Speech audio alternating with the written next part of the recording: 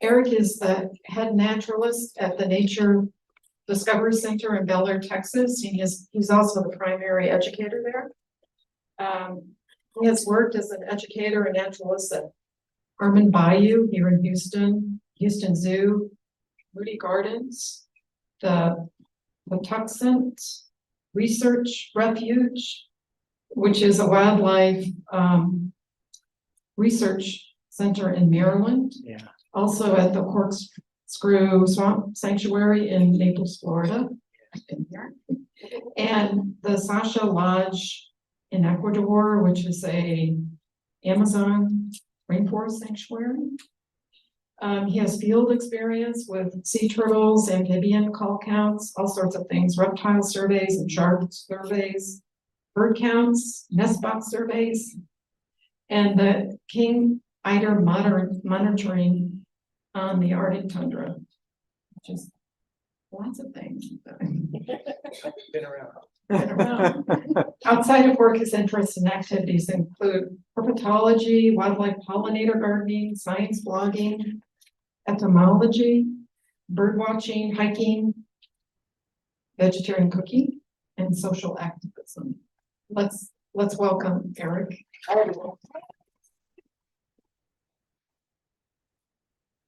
Do I need to set it up on the laptop, or is that? First of all, everyone, I consider myself, yes, ma'am. Before you start, for a minute, you turn down the lights, please. Can someone turn down the lights? Lady. Oh, sorry. I had a microphone in my hand, I couldn't help it. Let's see if the clicker works. The clicker doesn't work. I'll just you don't need to see me, you need to see the insects. So I'm gonna start over here and then I'll step behind the laptop. Hi, everybody, I'm Eric Duran from the Nature Discovery Center. We're in Bel Air, Texas, which is just like, I don't know, in good traffic, maybe 10, 15 minutes down 610 there in Bel Air. At 3 in the morning. It took me 30 minutes to get here just a few minutes ago. I consider myself really more of a wildlife biologist and a naturalist. I'm not an entomologist. I just have an intense interest in entomology.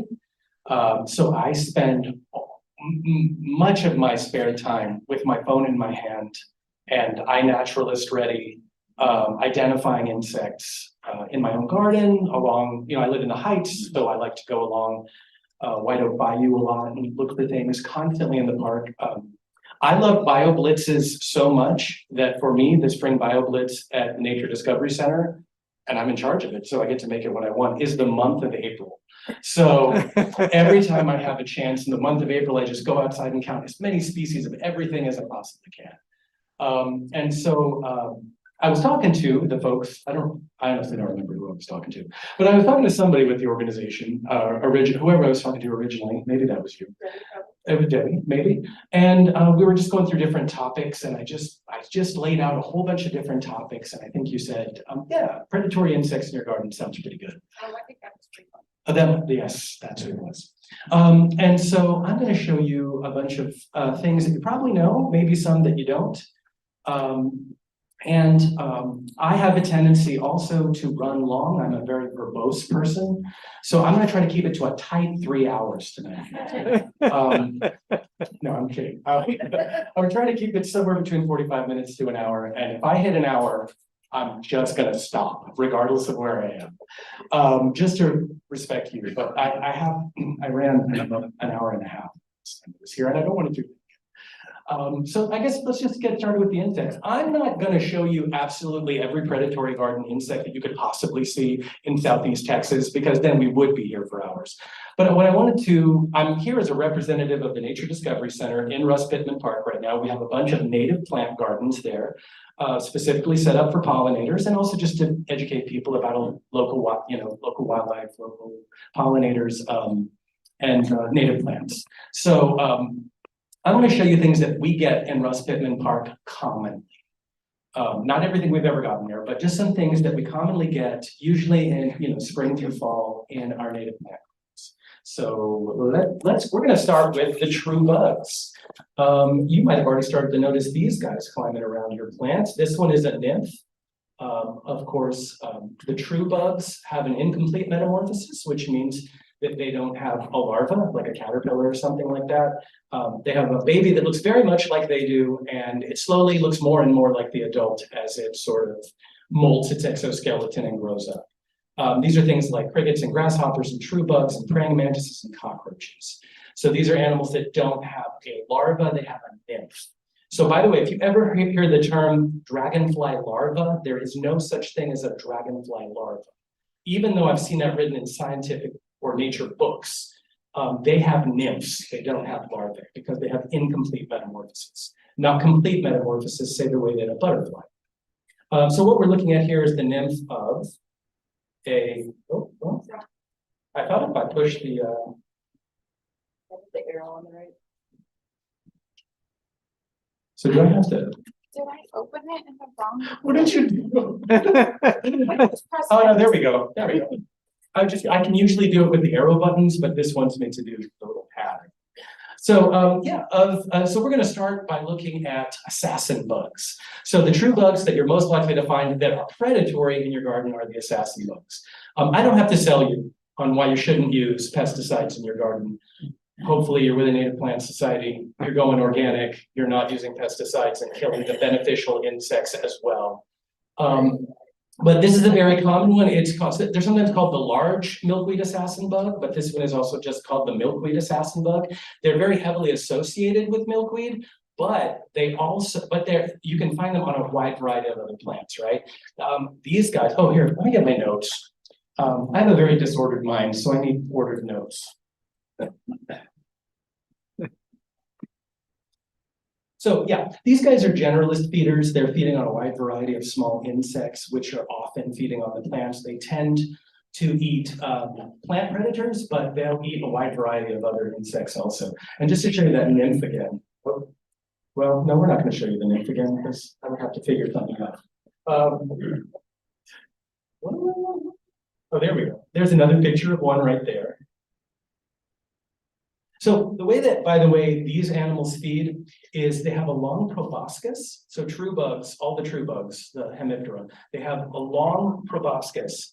And what assassin bugs do is they pierce the body of their prey. And they let digestive juices and enzymes drip into the animal's body. And it basically turns it to soup. And then they suck it back out. The assassin bugs in the genus Zealous, which are the first three that we're going to look at, they also use something called sticky trapping, which is they can let this sticky material out of joints in their legs, and they can either trap the animal to a leaf, so they're waiting behind a leaf, and as soon as the animal comes out, they go, gotcha, and they kind of squirt a little bit of this either at the leaf at their feet, so they're stuck on the leaf, or they get enough of it on the animal to where it's kind of stuck to itself and it can't move away. So then they grab the animal with those front legs and they pierce it with their proboscis. And they let those juices get in there and then it liquefies it and suck it back up. So they're using a little bit of external digestion. They're not doing all the digestion in their body. What did you want to ask? Is it folded under or something? Yeah, right here it's folded under.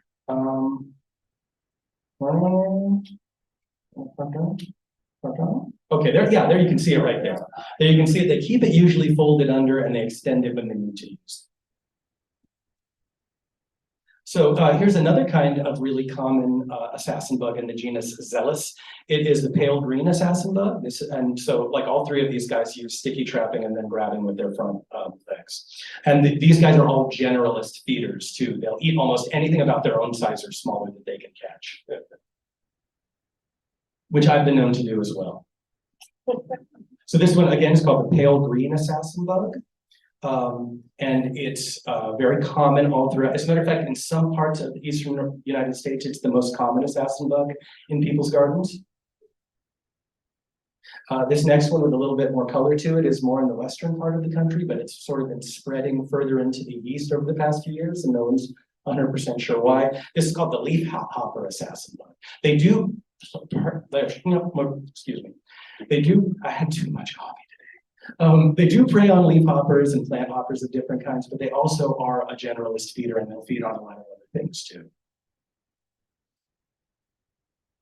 There's a larva right there feeding on, it looks like some kind of bee.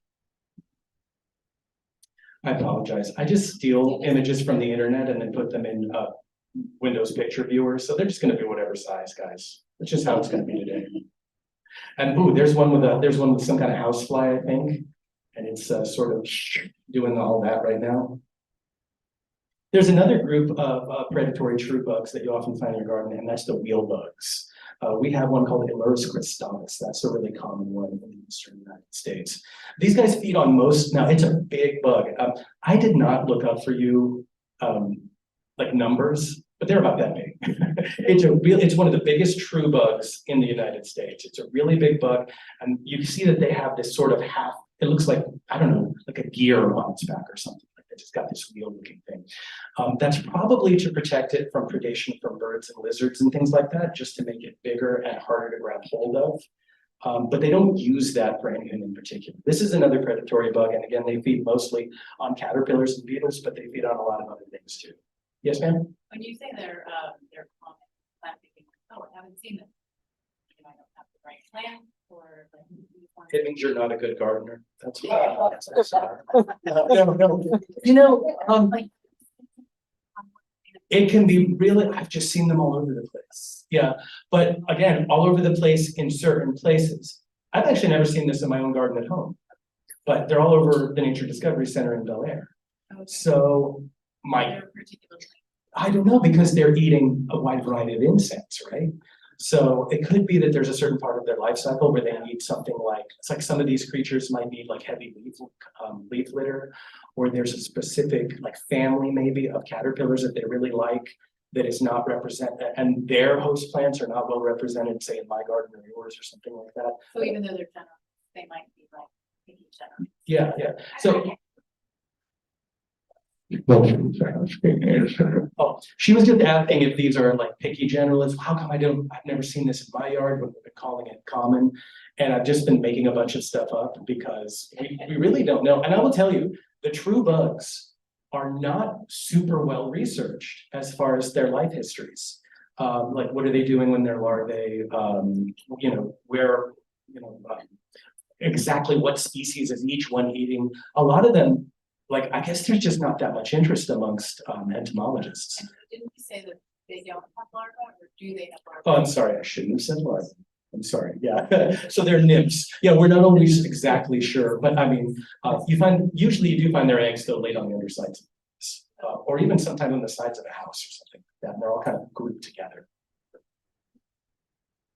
There's a look at the little wheel on the back up close, showing you why it's called a wheel bug. Ooh, there's one eating a southern flannel moth caterpillar. Do you know what that is? It's an asp. There's one killing and eating an asp. Everyone give that bug a round of applause. Good job. Yeah, good. How does there really pain they bite you? I have actually heard that too. There are some true bugs. He was asking if it was painful when they bite, or he was saying that he's heard that it's painful when they bite. And I have heard that too about them. And I've known people that have been bitten by those. Usually to be bitten by one of these things, you have to kind of like seize it or something like that. They're not going to fly up and just bite you most of the time. All right. They don't like that lady right there, apparently. Oh no, we were talking about the wheel bug. Yeah, the wheel bug can bite. Yeah, I've been stung by asps too. And I've got a lot of stories, many of which include language I can't use right here because we're on Zoom. So we're going to leave the true bugs and we're going to go to the odonates, or the damselflies and dragonflies. And I could give you an entire talk on the damselflies and dragonflies in Houston. So I just had to sit down and think, what are the dragonflies and damselflies that I regularly see in the gardens at the Nature Center? And by the way, we do have like a little cypress pond. It's actually kind of very rare dragonfly for the Houston area called the slough amberwing. They're not even supposed to be this far north. I got very excited. I giggled like a schoolgirl when I first found it. But like they're supposed to be in South Texas and then Mexico and Central America, but they're in our park, which is really cool. So there are a lot of things that stay closer to the water, but there are a lot of damselflies and dragonflies, which, especially when they're sort of They're leaving the territory where they were born and they're dispersing. And so a lot of times you find younger ones kind of dispersing out, and you'll see them in fields feeding a lot, or before they mate, especially if they're freshly emerged, they just came out of the water. So all dragonflies and damselflies have aquatic nymphs. They're predatory at every stage of their life. Many of them are even cannibalistic, and the ones that are slightly bigger than the others will just eat the others, even if it's their own brothers and sisters. Has anyone here ever eaten their brother or sister? We don't have to get into that. I only see one child there, I'm just saying. So yeah, damselflies and dragonflies. I'm just going to show you 6 that we commonly get in our gardens. Damselflies, what's the difference between damselflies and dragonflies? You probably already know this, but I'm going to go through it. Damselflies are smaller, thinner insects, and when they're at rest, they tend to fold their wings up above their bodies. Also, they have sort of, for their size, wider heads, and the eyes tend to, instead of encompassing a lot of the front of the face, they tend to be on the sides of the head. They're predatory, again, at all stages of life. They're aquatic when they're nymphs. And often with damselflies and dragonflies, it can be hard to identify whether you've got a male or a female if you don't look at the parts at the end sometimes. But also, Cheryl, I feel like you and I went walking once and we were trying to identify dragonflies next to a pond. We couldn't figure it out. Anyways, that's Cheryl, everybody. But also often the young males will have the same coloration with a lot of these species as the females, and they'll slowly grow into their colors as time goes on. So one of the ones that's very common in our park is this one. It's a very sort of it's kind of a plain looking one sometimes. They can be sort of grayish, but they can be bluish. We'll look at a couple pictures. It's called the familiar bluette. And just like most damselflies, they specialize in eating other flying insects. So you'll often see them on a high perch in the garden, or even working below, like the front lawn. They'll work, especially if you let a lot of stuff grow through your lawn, they'll get on what to you seems like a short perch, but they'll get on, we have a problem with curly-leaved dock in our park, which is that European or South American? But it sits on the top of it, just a few inches off the ground, and then zooms down and catches insects on the top of the lawn. So this is called the familiar bluette. And as you can see, that's where the name bluette comes from. The one we saw before was a female or an immature male. This is a mature male. Also, a really common one, it's usually a sort of orangey or orangish golden color. It's probably the smallest North American damselfly, but it's possible that one of the other small dragonflies is sometimes smaller. But every book I read says this is probably the smallest North American dragonfly. It's called the citrine forktail, and you won't notice them unless you're really paying attention. They're very, very tiny. They're about this big. They're very, very thin little creatures. So if you see a tiny orange stick flying through your garden, that's what it is. Looking for even smaller flying insects. There's one up close, a fully mature male. You can see that it's got some green on it. Another really common one is a very plain, often grayish looking one called the fragile forktail. That's what it looks like. We're going to move on to the dragonflies now. So the dragonflies we're about to look at too are not, the ones that we get in our garden most of the time are not the migratory species. In our park, we tend to get migratory dragonflies most often in September and October. We do sometimes this time of year get some of them. Some of the larger dragonflies tend to be migratory. I don't know if you guys knew that, but there are several species of migratory dragonflies. They go south for the winter. Some of them survive through the winter. A lot of them just have babies sometime during the winter and then pass away, and then their babies sort of migrate back north later. Some of them survive through the winter and they migrate back north and then reproduce in ponds. But the ones that are the most common in our gardens are non-migratory dragonfly species. So these are the ones that are probably reproducing in either the nearby bayou there in Bel Air or in our own pond. So this one is called the blue dasher, and you can see why it's called that. It's about that long. It's not a terribly big dragonfly. They're very fast. If you were to go out in Memorial Park, like I did a walk through the the Arboretum earlier today, this was the most commonly seen species. It's very common in this area. Let me show you. Sometimes younger males will also have these sort of tiger stripes on the side of them. Very pretty when you see them up close. And fully mature males will sometimes retain that, and then everything else will be very bright blue. And they have these really beautiful aquamarine eyes. Another common dragonfly, especially this time of year, is the eastern pond hawk.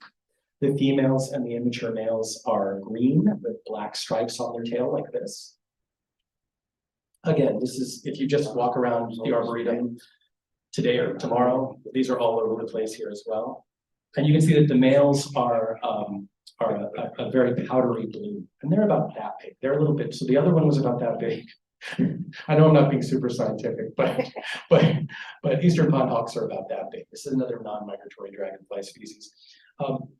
What happens is, with a lot of damselflies and dragonflies, if the female accepts the male, he'll fly just in front of her. She'll put her head in the right position. He'll use tail claspers to grab the back of her neck, right behind her head. And then he'll fly around with her while well, actually, before that happens, she takes that abdomen and she curls it forward to the base of his abdomen and accepts his sperm. You didn't know it was that kind of talk, but it is.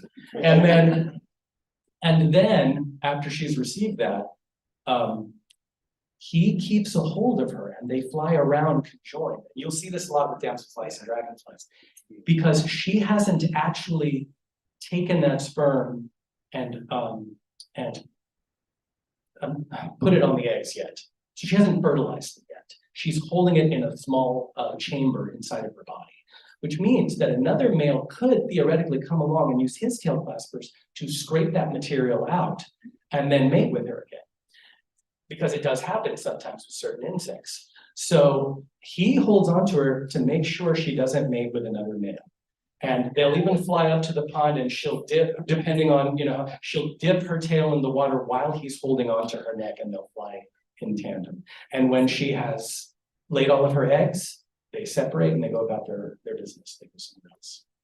And that's how most dragonflies and damselflies do it. One of my favorite ones in the park is the neon skimmer. There's not a lot of information on this animal's life history, so we're not exactly sure what species it's eating. We're not sure how it disperses out of its territories and things like we know about a lot of other dragonflies, and I don't know why that is. It's an absolutely beautiful dragonfly. You see why it's called the neon skimmer. If you see a bright, glowingly red dragonfly that's a good size, about that big, it's most likely in our area the neon skimmer. People that are really into dragonflies like to come to the southwestern United States and the south central United States to see this dragonfly in particular. There are other red dragonflies, but this is the most intensely red.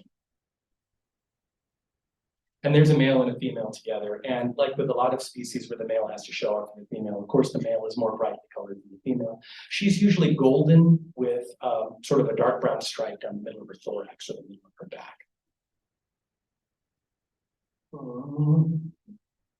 There's another picture of one. I love how it reformats itself every time I go to the next picture. Do you guys know what that is? We're going to leave the dragonflies and go into the true flies.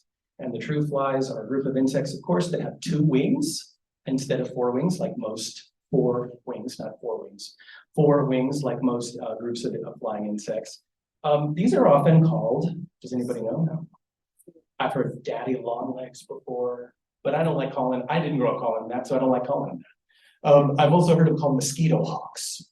Here's what you should know about these creatures. They do not prey on mosquitoes. There is no such thing as a mosquito hawk in that way. So there is a very popular belief that these flies prey on mosquitoes. They grab them with their long legs and they suck the juices out of them and they eat them. These are crane flies, by the way.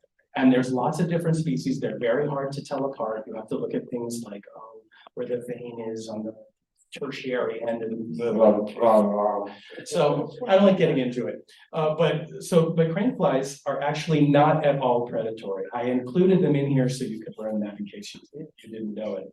But these guys generally feed on nectar. or other plant juices, and some species are so short-lived that they don't feed on anything at all. They just, their young usually live in moist soil or underneath algal mats. Most of their larvae, this is a group of animals with larvae, are aquatic though, and they can be predatory when they're larvae, but sometimes they feed on algae and things like that. But these are not animals that are helping you get rid of mosquitoes, regardless of what you think. But I still rescue them out of my house. Let them loose at this time. So let's get on some true flies that are predatory. Oh, there's another picture of the crane fly. That looks like a caterpillar, right? Oh, yes, ma'am. They're like, that, we're like, So when you're talking about daddy long legs, I'm gonna change that to the word venomous, because things that inject poison, scientists usually use the word venomous. But don't feel bad. That's a good question. Are you talking about the arachnids that go around like this that look like spiders, or are you talking about those guys? the ones before. Okay, so crane flies have no venom at all, and neither do, because I've often heard that daddy longlegs, the arachnid that looks like a spider, that those are like the most venomous arachnid there is, but they just don't have the right mouth parts. No, they have chewing mouth parts and no venom glands. So if you've ever heard that like the other daddy longlegs is also venomous, not at all. They tear their prey apart, they don't inject venom. Does anybody have any idea what that is? No, the long thing in the middle, that larva. Don't tell people. Well, we're talking about the true flies, right? So one of my favorite, and I used to think like, man, these tiny little caterpillars are in the garden and they're eating aphids. And it took me years to figure out what it was, because this is back in the day when there wasn't that, like, Insects of Texas book wasn't out, and the internet was not as big as it is now. So that little caterpillar that likes to prey on aphids, nope, wrong button, is a kind of hoverfly, also called flower flies. This particular one, it's one of the calligraphers. I think this one's the eastern calligrapher. And you saw that they have little, tiny, colorful little larvae that tend to feed on aphids. So if you're having an aphid problem, you see those flies, just let them do their business. So there's a lot of different kind of flower flies. Again, this is a group of, they're the syrphids, the syrphidae. They're also called the hoverflies. And you can probably figure out why they're called hoverflies. They hover around the tops of plants looking for prey. A lot of the adults feed on nectar and occasionally will prey on other small insects, but mostly the adults feed on nectar and pollen and things like that. And their larvae are feeding on insects. So that's the eastern calligrapher. The next, let's see, this one right here is the sometimes called the aphid fly or the four-spotted hoverfly. And they have an insect right there. There's a very mutual of Omaha. I know I'm dating myself. Sort of a picture right there of a lion killing a zebra on the savannah. The larva of the previous fly we just saw eating an aphid. This is another one that is called the, I just call it the long-tailed hoverfly. It's another one of those things where that's not what it's called. This one, and I have it written down somewhere, it just really has a Latin name, but this is a really common one in our garden too. And their larva looks like a little piece of bird poop. So their young are predatory on aphids and they're bird poop mimics. Because if you're a lizard or a bird or some other kind of predator, who wants to eat a piece of bird poop? Don't raise your hand, please. So there are actually a number of different caterpillars that make themselves at some stage in their life look like bird poop. It's called bird poop mimicry. Another group of predatory flies that we often have in our gardens, and I do see these a lot in my own garden. Have you seen these little? They're called long-legged flies, and this one is in the genus Condylostylus. They can be bronze, they can be different shades of green, and sometimes they have clear wings. They're very, very tiny little flies, but they're hard to miss. They're very difficult to photograph because they will not stay still, which is very, very frustrating. These guys tend to like their larvae, and they feed on scale insects. So these guys are very helpful with scales. Another really pretty one, and we see these every year, and I included them because I thought they were pretty. It's called the golden-backed snipefly. And it's thought that they're predatory, but again, a lot of the places where I looked them up, it was always in sort of quotation marks. It's believed to be predaceous on animals, on other small insects in your garden. But it's possible, with some of these insects, it's possible that the adults are not eating anything at all. So from what I could tell, they don't eat very much as adults, but they are predatory.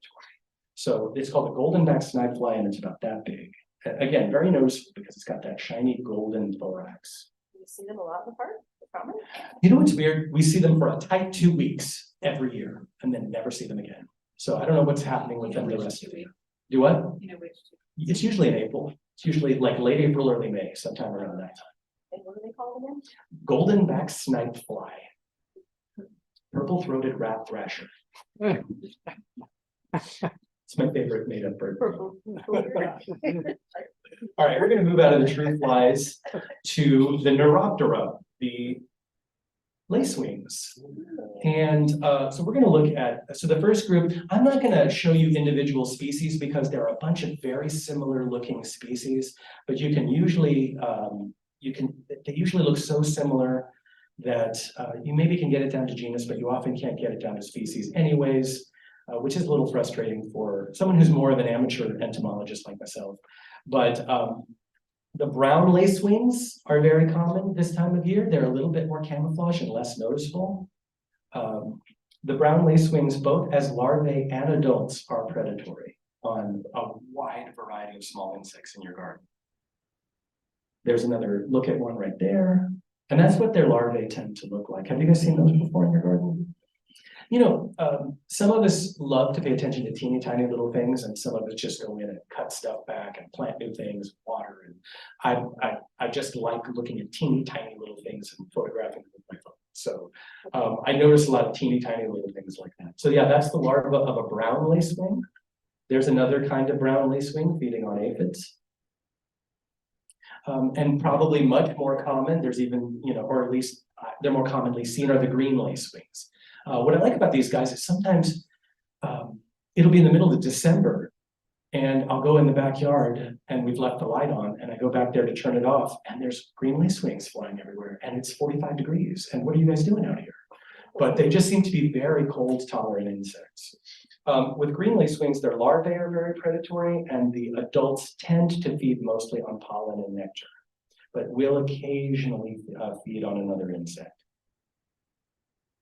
Here's another picture of a green lacewing right there. A bunch of green lacewing. This is a really common one called the red-eyed green lacewing. They're very common in our area. You can see why they're called that, especially when light's shining off their eyes, it has a very reddish appearance. Oh man, I seem to like green lacewings. And that's what their larvae look like, but not always. Okay, there's some more. Oh, again, a lot of pictures. Now, a lot of times they will make a little case, sometimes made out of the shed exoskeletons of other insects, sometimes made out of scale fluff, sometimes made out of plant dander of different kinds. But they'll make these little cases and you'll see like a little white fluff ball moving across your plants sometimes or across your deck or something like that. That's usually a green lacewing larva. There are certain species that do it and they tend to do it at certain life stages. I don't know what those are. Don't ask me more. There's another one. Now we're going to move into the beetles. Everybody's favorite part, ladybugs. So ladybugs, the way in entomology that you refer to them lately has changed like twice over the past several years. They stopped calling them ladybugs, started calling them ladybird beetles. And then they stopped calling them ladybird beetles, and like the official common names are lady beetles. I'm not going to call them that. Because I settled at a certain point in my life. I settled at a certain part of my life on ladybird beetles, so that's what I'm going to call them. So we're going to look at two invasive ladybird beetles. They were brought in from, so these are creatures, by the way. Beetles, of course, have grubs, they have larvae, and they and their larvae are both predatory and highly predatory. The first non-native ladybird I'm going to show you is the 7-spotted ladybird beetle. They're from Europe. They were brought here, of course, for pest management in people's gardens. People release them in the hundreds, thousands, and millions. And this, just like the Asian ladybird beetle, is an extremely invasive species. It outcompetes and even preys on other native ladybird species. So they are a problem. But are we going to be able to get rid of them? No, probably not. I mean, I think they're here. They are a very pretty ladybug, though. Are there any notes that I wanted to tell you? Yeah, that's it. So if I don't tell you specifically what ladybugs eat, most of the time they're mainly eating aphids. So these guys are big aphid eaters, but there's a couple of exceptions I'm going to show you. Oh, wrong button again. Of course, the most common one we see in our park, and probably the most cold tolerant, is I'm going to give you the longest version of its name, including as many things as I can, and their name often in most books only has one or two of these pieces. The Asian many-spotted ladybird beetle. And so they come in a wide variety of colors. They have a whole bunch of spots on their back. If you look at their thoracic shield just above the head right there, it's got a lot of white on it, with two kind of black lightning bolt sort of marks on it. So you will see these guys with no pattern. You'll see them completely black. You'll see them black with orange spots or red spots. You'll see them red or orange or yellow with black spots on them. So they come in a lot of different colors. This is an extremely harmful species, especially as pertaining to other North American native ladybugs. They outcompete them again. They prey on their larvae. So these guys are really harmful. But again, they've been so introduced that we're probably not going to get rid of them. The only thing I can ask you to do is that if you're going to put ladybugs in your garden, which by the way will disperse in about 2 days and won't stay in your garden most likely. If you're going to put them, please check and see which species it is. Try to buy convergent birds or some other species that's native to North America. Do your research. You got a computer in your hand that has the sum of human knowledge right at your fingertips. So just take a minute before you buy a bag of ladybugs or a container of ladybugs and just look up what species it is and where it's from. I know that we deride Wikipedia sometimes, but it's a really great source of information for these very basic things. Is there something you wanted to ask? Yeah, which ones are the ones that land on me and bite? So most ladybug species will not bite you. They're not going to bite something way bigger than themselves. The Asian ladybug, they'll bite not only them. I've been bitten just sitting on a park bench there in the park. I've been bitten by the larvae before. Those larvae no longer exist. I'm just going to put it. This just shows you a little bit of the variety that you can sometimes see. That's why it's really important when you identify ladybugs.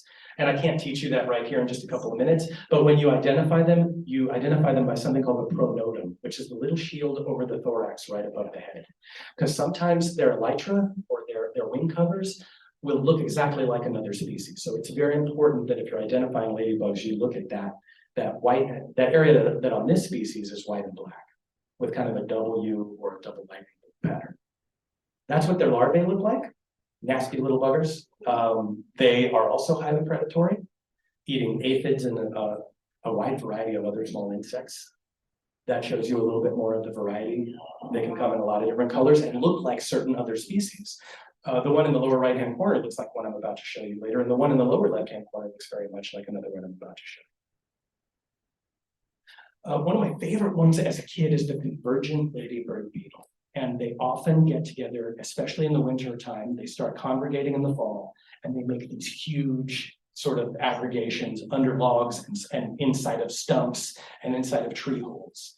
Convergent ladybird beetles are primarily aphid eaters. That's what they look like if you look at them individually. They have a really nice black thoracic shield, that's called a pronotum, with the two long spots and a white border. Here's another look at them. And that's what their larvae, you can see the pupa there. One looks like it's just emerging from the pupa case right there. And there you can see the pupa case, the larva, and the adult convergent ladybird beetle together. Again, both of these life stages, the pupa's not eating, right? It's changing into something.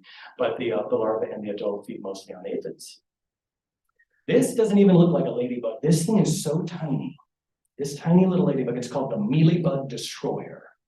And tiny, it looks like, if you're reading a book, the size of the period in your book, these beetles are about that size. They're teeny, teeny, tiny. And of course, what do they prey on?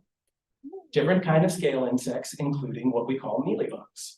Insects, but they mainly are eating different kinds of scale insects.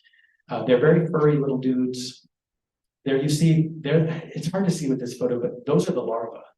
So the larvae blend in with scales. They look very much like little scale insects.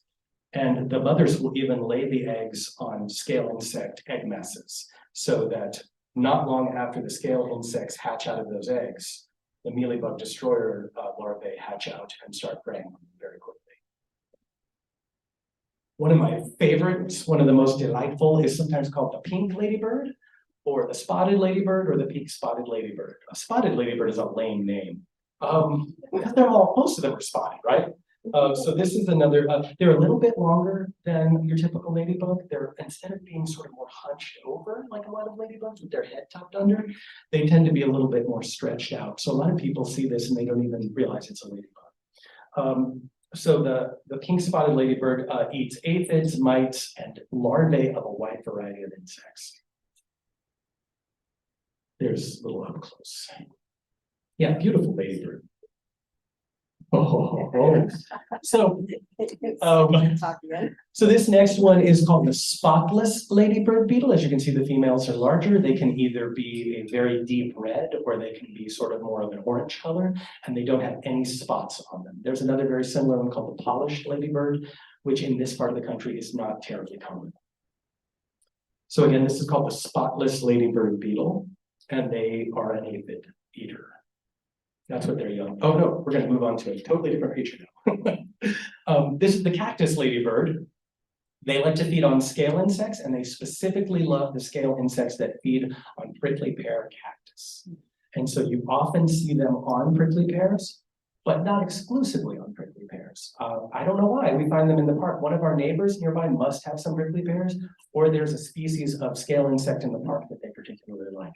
But we do occasionally find them. So this is in a group called the twice-stabbed ladybird beetles. You can see why they're called that. They are black with red spots, and they have really big, wide red spots. And there's another one that is simply just called the twice-stabbed ladybird beetle. They're more associated with trees for some reason, but you know, we have trees very near most of our gardens, so we get them in our gardens quite a lot. They feed on aphids and scales. There, it shows you another twice-stabbed ladybird beetle right there. Now, this beetle, if you know beetles really well, there's a lot of shiny little, there's a group called the flea beetles, which are in the, what's that called? Cheryl, come on. What were you calling?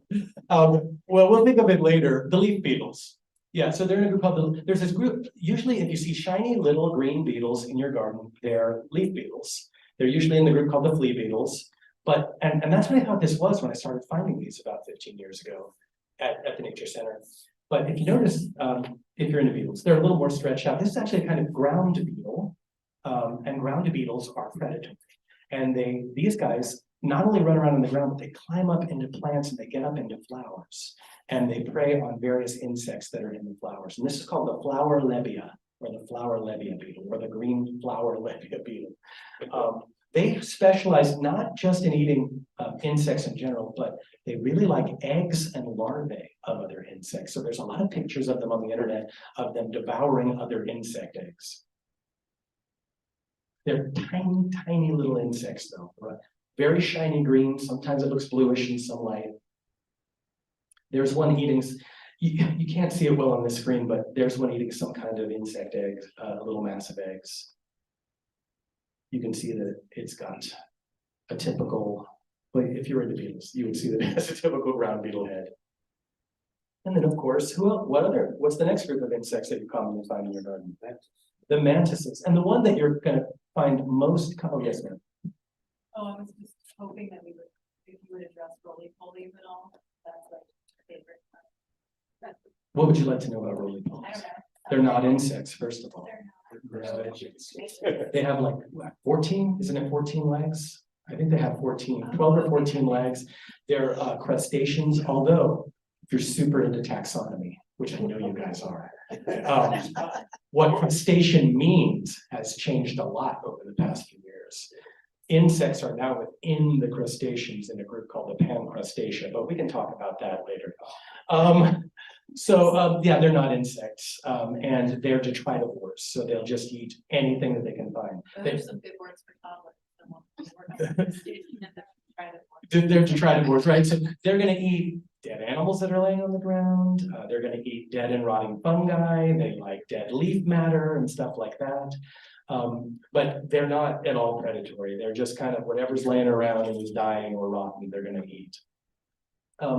So as far as mantises go, the most common mantis you're likely to find in your garden in this area, if it's a big mantis, it's the Carolina mantis. And everybody knows, so they can come in various shades of brown and green.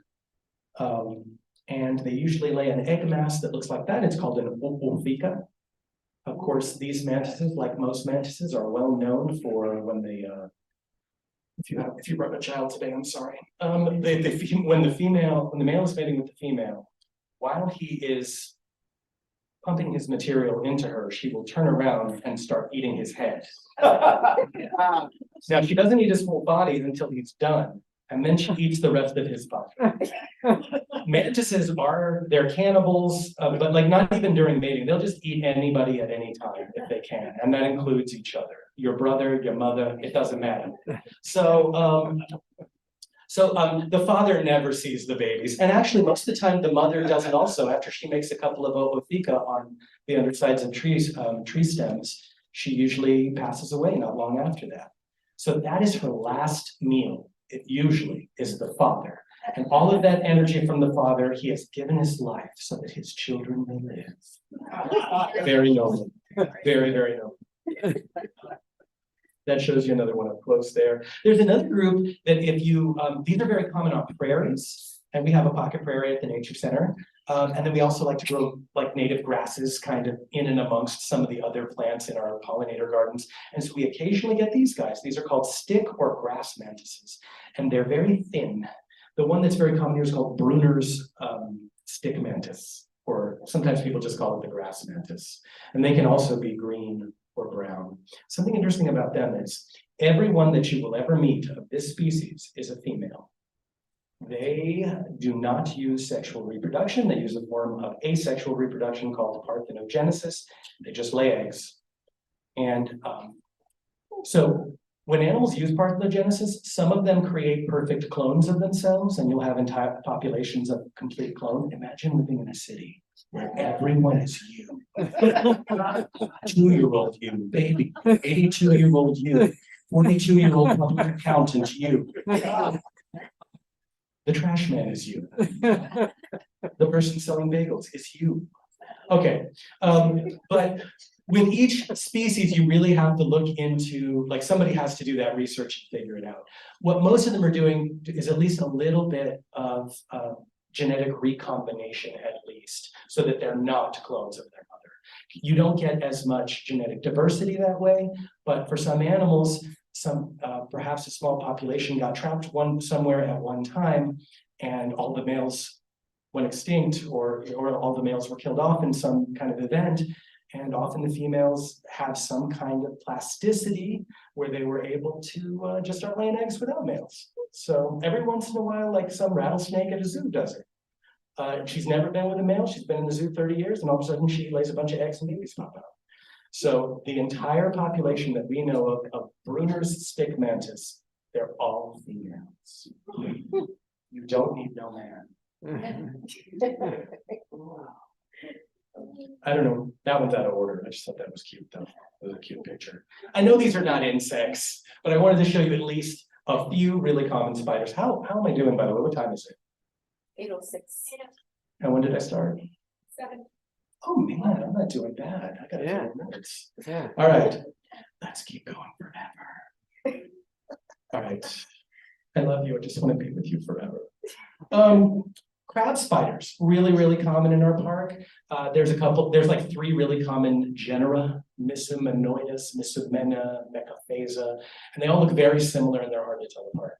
But one thing that I really like about them is they will change the color of their skin, exoskeleton, whatever you want to call it, to match the color of the flower that they're on. And they can generally change between three major colors: purple, white, and yellow. And so some of them are even good at changing, like when I find them on Indian blankets, they'll be red and yellow mottled, and they'll be sitting in the middle of the Indian blanket. It can take some species up to 25 days to fully change color, but give them about a week and they'll start changing color really well. If they need to move from the yellow flower to the white flower, they can change colors pretty well. And again, depending on the background color, they can be white with a little red, yellow with a little red, yellow with a little white. They can have a mix of those colors. And of course, crab spiders are ambush predators. You see why they're called that. They'll kind of put they look like a little crab just with their posture. And they'll just sort of wait for an insect to fly up on the flower and then grab them all of a sudden.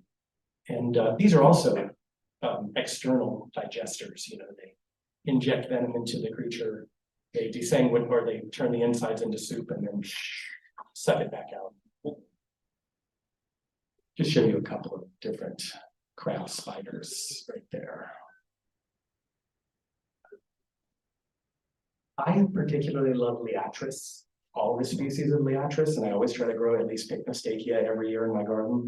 And I love seeing that particular shade of purple that they turn when they're sitting on Liatris, just really beautiful.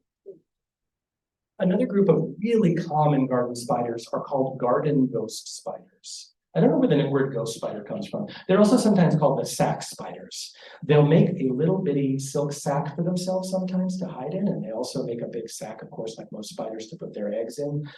You will often find them with inside of a leaf that has been folded over and then kind of glued down with a bunch of webbing.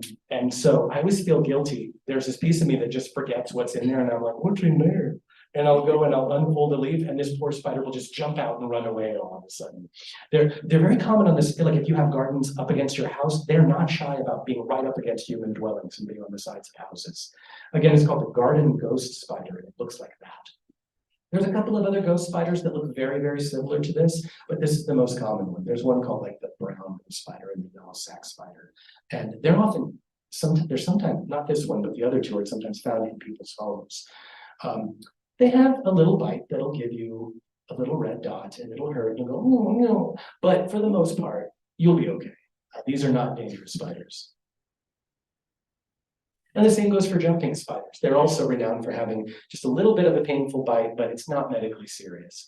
One of my favorite jumping spiders at the Nature Center, they're more associated with trees with big leaves, is the magnolia green jumping spider. And so you'll often see them waiting on a leaf. Now we have our gardens are always mixed. So there's like a tree on the edge of the garden and then there's grasses on the other side and stuff like that. So we actually get these in our flower gardens pretty commonly. And if you have a bunch of trees on your property, you could very possibly get these. It's a little bitty green spider. It's about that big. They look like they're wearing a little orange and white mask.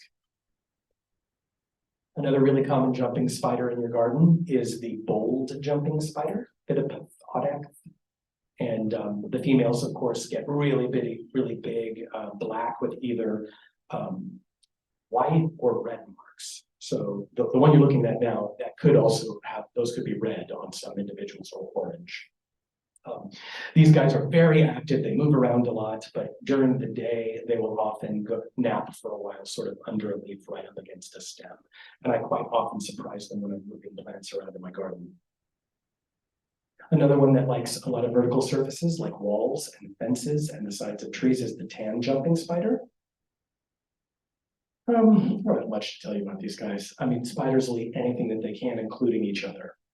So that includes a lot of different insects. And then we're going to finish the talk by looking at 3 very common wasps. You love wasps, right?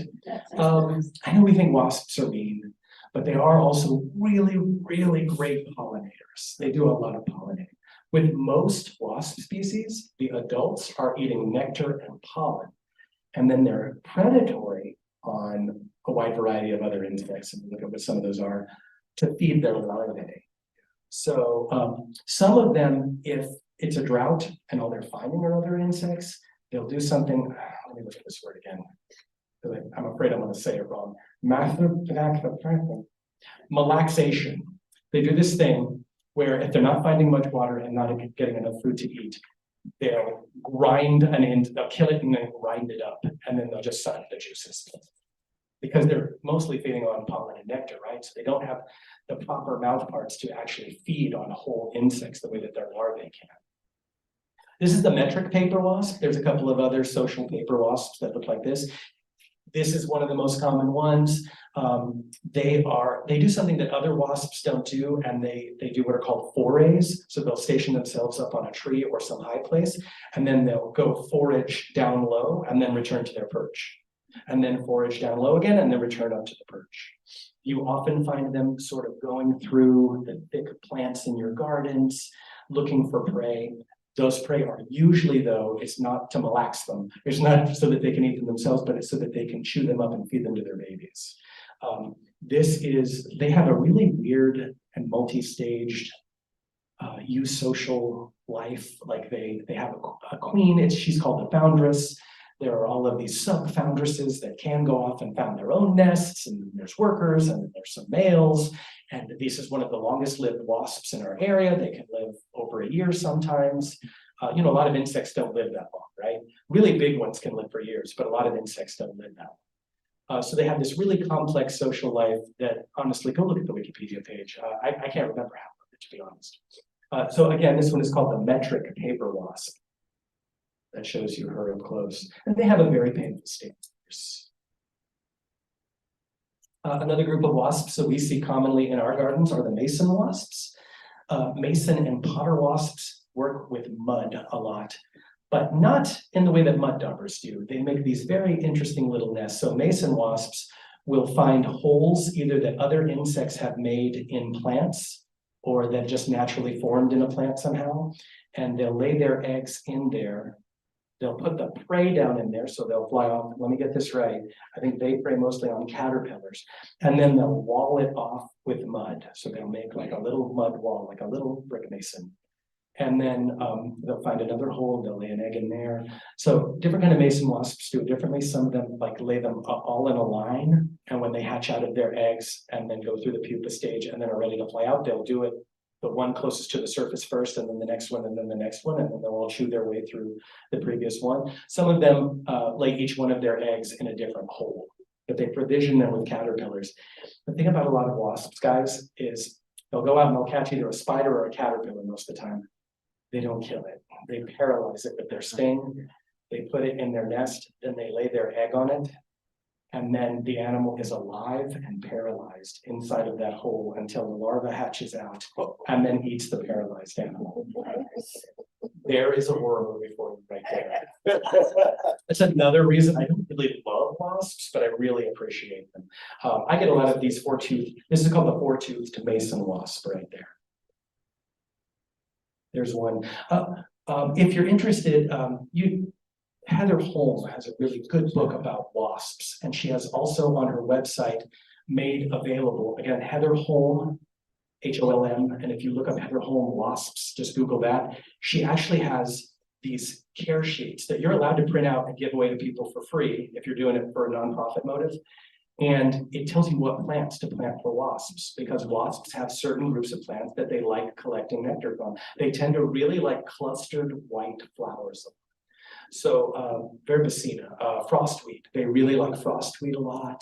They like a lot of things in the carrot family that have clustered white flowers. Rattlesnake master. What? Rattlesnake master. Rattlesnake master, clustered bush mint, they like stuff like that a lot. And the last group are the mud daubers. And with mud daubers, of course, they go out and they collect spiders, most of them. And then after they have started to make a nest anywhere that they can go and find mud, they'll go collect mud, they'll mix their own sort of body secretions with it, and they'll form it, depending on the species, into different shaped mud nests. This particular one is the organ pipe mud dauber. And they make, of course, mud nests that look like this. Usually where the name organ pipe comes from. And that's it. Thank you guys for coming to the talk tonight. Thank you for having me.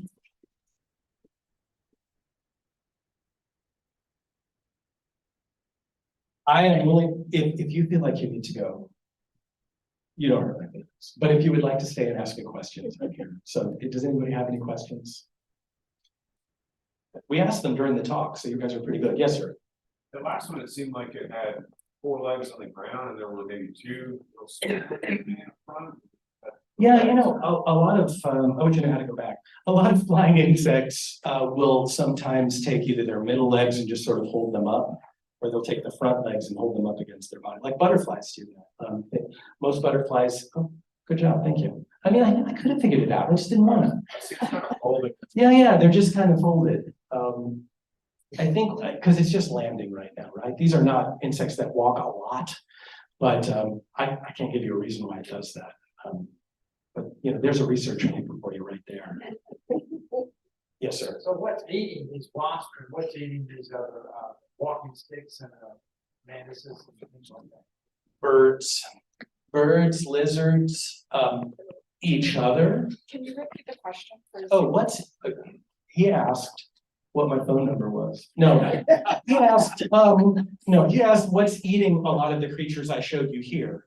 And what's eating them they're eating each other, lizards, birds, spiders, other species of spiders. Dragonflies eat a lot of other things too. Some dragonflies specialize in eating other aerial insects, and some dragonflies are actually really good at catching perched insects off of leaves and other things like that.